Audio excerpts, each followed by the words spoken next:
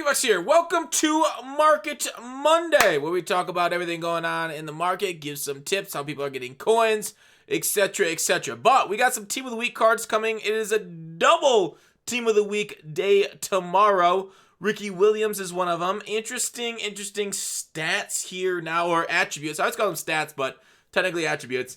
Regardless, 93 speed, 93 brake tackle, truck, change of direction. He would have been like cool if we all just didn't get Bo Jackson for training, right? Like they put this on. Oh, let me take that off from stream earlier. They put this out, so now you can basically, without any warning. I really wish they'd like communicate things like this. It was my complaint last week. We knew this was coming. There was either gonna be a bypass or some sort of redux. When you didn't come on the redux list, we're like, well, what are they gonna do with Bo Jackson, DeCastro, and the gifts? They decided to make them into training bypasses instead of reduxes. It's a decision, I guess. Basically crash the price of the Bo Jackson. I mean, it's not unforeseen, right? It's not quite as bad as what they did with Barry Sanders. That I thought was ridiculous, as, Ohio State just ties up the game with Alabama. But I thought it's like kind of annoying last week when they put him out and they're like, you know what? Maybe you won't have a bypass for his 93. Whereas this one, we kind of expected a redux, and we thought it was a mistake that they didn't have a redux on his list that's coming out Friday. We'll talk about Series 4 here in a little bit, but they ended up giving him a training bypass a little early. All right, well, it's done. Hopefully you guys didn't lose too much on your bows. I sold mine last week anticipating this. I hope I made that clear to you guys that this stuff was going to kind of come up with a series change and you guys were able to get out from under it. Hopefully you sold your Bo Jackson at the peak of his power-up rise. If not, I wasn't able to do that either. It's okay. It happens. But let's take a look at the spots before we look through more of the Team of the Week cards. Rock Bottom Coins is the #1 place to get your Madden 21 coins. If you make coins for my videos, sell them to Rock Bottom. If you're buying, use my code GUTBOX for 15% off. All right, so the other Team of the Week cards, besides for Ricky Williams, will be Kevin Carter. Kevin Carter with 85 speed, 94 power move, 95 block shed. Now, this is usually the portion of the year where we get Kevin Green. It's interesting to see another Kevin with the Rams theme team. Let's look at Kevin Carter stats to see his theme team that he will be on. And let's take a look at it. So, he will be on St. Louis, Tennessee, Miami, and Tampa. So, a good few number of theme teams for this player. Did I say St. Louis? Yeah, St. Louis. They're still Los Angeles Rams. Looking pretty hot, right? Looking pretty hot for that edge. A very great pass rusher right there for that Team of the Week card. The other ones will be Ben Coates. Great tight end back in the day. One of the better ones of the 90s, in my opinions. And Ben Coates, take a look at what he's going to be on. Stats-wise, don't hate him. Don't hate him. Maybe not the best. Ben Coates right here. All on New England and Baltimore. So Baltimore got another piece to its theme team. Baltimore's theme team's crazy. Oh, they got so many theme team tight ends. It's kind of crazy. So, like, would I think Ben Coates is one of the best tight ends in the game? No, I don't think so, right? 92 speed is what we're seeing in a lot of tight ends now. That's kind of like the standard bearers. You want to have 92 speed to be competitive with the top end, like the Jermichael Finley types. And then we're also getting Eric Allen, which, another Raiders player. I mean, it's just sick at this point, right? If you're not running Eric, I make fun of the Raiders theme team quite a lot because everybody runs it. Philadelphia also gets a card, New Orleans. But, I mean, how do you not run the Raiders theme team right now with all the cards they've been getting? It's just ludicrous. So, Eric Allen's going to come out with a, 99 speed on the 50 out of 50 team. Otherwise, a lot of people, like myself, will run it with 98 speed. And, wow. Agility's only 88, so that's a little bit worse. But good golly. Good golly. We got a lot of 95s lately. This card looks kind of nice. So, with that said, should you be buying cards this week? If you want them, go ahead. It's a game after all. But I think if you can hold off till Friday, right? Because we generally see series changeovers as the big market, market changes. Because the supply changes. And if you guys know anything about supply and demand, you'll know supply and demand rules everything. And the demand's not really going to be changing for a lot of these cards. It's going to stay the same. But when the supply just shoots up because the pack odds are going to go up, right? We know that's happening. Pack odds are increasing. That always happens. I mean, they don't have any timers on them yet. But I guess, legends do. But these things will go away Friday, replaced by better packs. And everybody will be like, wow, packs are hot. They will be hot for a while, and usually, like, you're like, oh, should I buy Friday? Yeah, Friday's a fine time to buy. Usually the legend packs that come out Saturday, you're going to see a whole bunch of YouTubers saying best packs of the year, crazy, insane pulls, because they are. I mean, they're not just clickbaiting you. One, yes, they are, because they want your clicks, because that's literally how they provide for the family. But two, it's going to be true, right? These packs are going to be significantly better, and, you know, you can take a look at the odds right now on these legend packs, and then next time that 94 might be a 96 with over a 5% chance of happening. And you'd be like, whoa, 1 out of 20 for a 96 overall card? Yeah, that's what happened. So, market, 30% drop, maybe, on the top end. Now, a lot of people are like, well, certain cards sometimes don't drop with the series changeover. And, you know, that's fair. Certain high-demand cards, maybe people have sold off. Maybe those things don't change, depending if we get a series changeover. Some might not change a lot. Some people are anticipating a limited is already going down, so maybe they're going to sell off. Like Heinz Ward's price is going down a lot. Bo's price has gone down a lot. But overall, as a general, not every single card applies to the whole thing, right? There are exceptions. The market will crash. So the one thing you want to do is make sure you got a clean item binder. My item binder is far away from cleaning at 1,500 items right now. This needs solid maintenance. I gotta decide which cards I want to keep. It's always a hard time because I love having a lot of cards and like, oh yeah, I just want to kind of add, you know, moss to my line this time. I'm running the Steelers theme team right now. With basically Dion added and Sean Taylor. Although I haven't been playing Sean Taylor. But I got the Steelers theme team for most of the team I can show you. So I might sell off the guys that I'm not really using right now outside of the Steelers theme team. And try and have that profit ready to go. So hopefully I can get myself up quite a bit because, you know, the market goes down. Now, everybody's like, oh, what about Kamara's power up? Kamara's still in packs, technically. And these higher overall cards will be pulled more from packs. Simmons, we'll look at his price. I think he's a good, like, bearer of the market. The top-end user is always a good spot to check the market, right? The best card on defense in the game, or quote-unquote, 560. Wow, he's 564 on PlayStation? That don't seem right. He is. Look at the price differences here. PlayStation and Xbox are wildly different. 570 to 416. That's wild. But he was 854 just, what, a few days ago? 5 days ago? And now he's already down to 622 as people are anticipating, or 570, as people are anticipating that change. So the anticipation of the change is also causing the change, which is why you want to get out from under cards a little bit before the series changeover. Yeah, no Simmons. He's not getting, like, quote-unquote redux, but still, he will be pulled more out of packs. So, Team of the Year is coming after Series 4.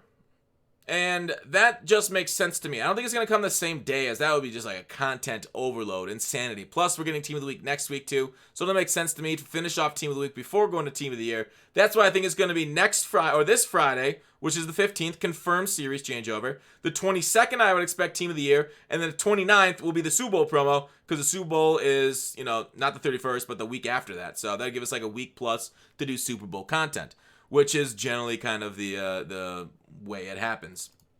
So there it is.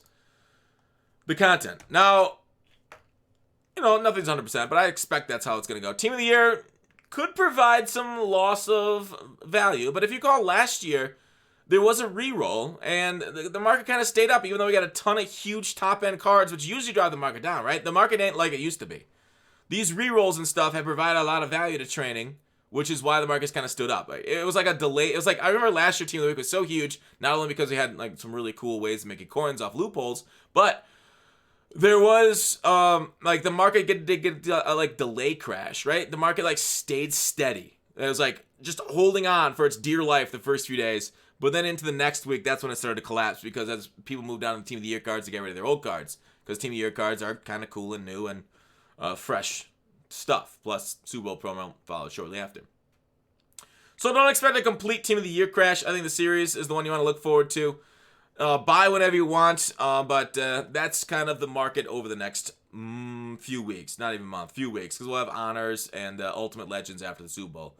So what should you do right now? How are you prepping for the series change? How are you prepping for everything? Obviously, emptying out your binders, get all that stuff ready.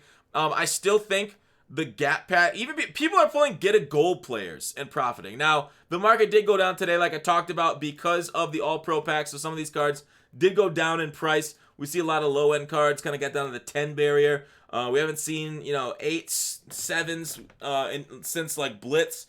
So the market is definitely trending down as people are anticipating the series changeover. Definitely something to be aware of. You do not want to be holding the bag on any investments.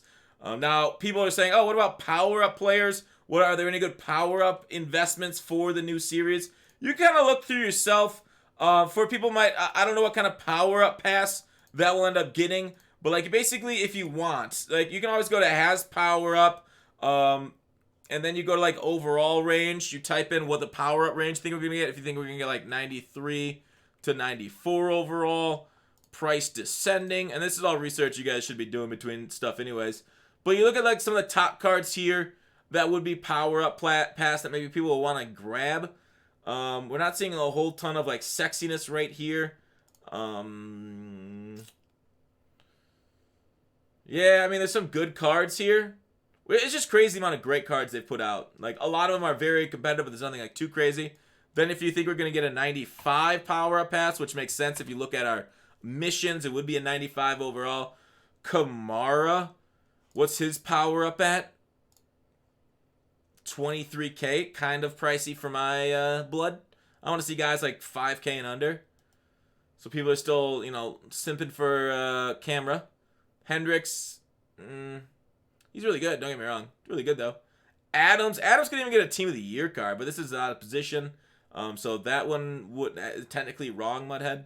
Right? This one doesn't go into his power-up. Right? Yeah, I don't know why I ever doubt myself. That one doesn't go into the power-up. Not a good one. But yeah, Team of the Year. It might be worth investing some cards you think are going to get Team of the Year. I know somebody said they got like 50 or some outrageous number of like Aaron Rodgers' 94 overall card, which, you know, could be a good investment for his MVP if he ends up getting that, right? Rodgers' 94 overall card. Let's see what that price is, because that could easily go through the roof. As people want to do that for the honors card, that will be a 98 powered up to 99. The Super Bowl MVP will be the only 99. It will be the first 99, I mean. Type quarterback. He might be one of the best quarterbacks in the game at 99 overall. Rodgers, not 84. 94. 99. I mean, that's too many. There's no way he had 50 of them. Maybe he had 20. I don't know. I thought it was an outrageous amount of Aaron Rodgers 94 overall, but buying now is tough, right? That's why I don't love sitting on investments before a series changeover, because if people start pulling a ton of 94s out of it, like if training value on 94s go down, what's the training value on 94 right now? Yeah, basically he's at training value, right? 94s. So if training value goes down to like 6 or 7, like, oh, I should look at last year's. I should have brought this up before. But if training value goes down to like 6 or 7, then all of a sudden, and then maybe it goes back up to over 200K, you haven't made anything. Let me take a look at last year's spreadsheet, and we'll take a look at what, I mean, the problem is training is different year to year, and it's hard to go back and forth, because we didn't get a series changeover in January last year. Sorry, this video's kind of bumbling on. Yeah, since we had a series changeover in February last year, it was a little bit different. But yeah, you see how training down in June was down to 1. Oops, scroll up. February. So late January last year was down just barely under 10. Whereas right now we got a bunch under 10. And it's the 11th. And then we'll go to the 12th. So yeah. So the market, I'm on PlayStation right now. This is Xbox last year. So, you know, Xbox is lower than PlayStation. So the market is dramatically different this year with coins per training. But overall, when was the series changeover last year? It was in February, wasn't it? How bad did that series change hit? We'll do like, yeah, maybe we'll do the 17th. My computer's taking forever to go. 7, 6. Okay, that wasn't too crazy. In February. So they kind of hold up. 21st. Yeah, still around there. I didn't really learn anything from that. That was a bad distraction. So, gap method. Take a look at my video on gap method. You're still wondering how to make coins. Sets that I've talked about previous week, like the 82 Campus Heroes, snipe them under 25K, put 32 of them in the set, sell them for 90 something. It's still, so like 32 times 2,500. If that's what your snipe level is, you can make some profit off that, because that's like 80K and you can sell them for over 90. So you can profit there. Off that, obviously, snipe and relist are always good methods. But that's kind of what I'm talking about. I mean, we got a lot of stuff on our way. Definitely, you want to get out from under your cards. Not necessarily, you don't necessarily have to sell your team and power down your cards because that could get boring, right? It's the best time of the year to play Madden.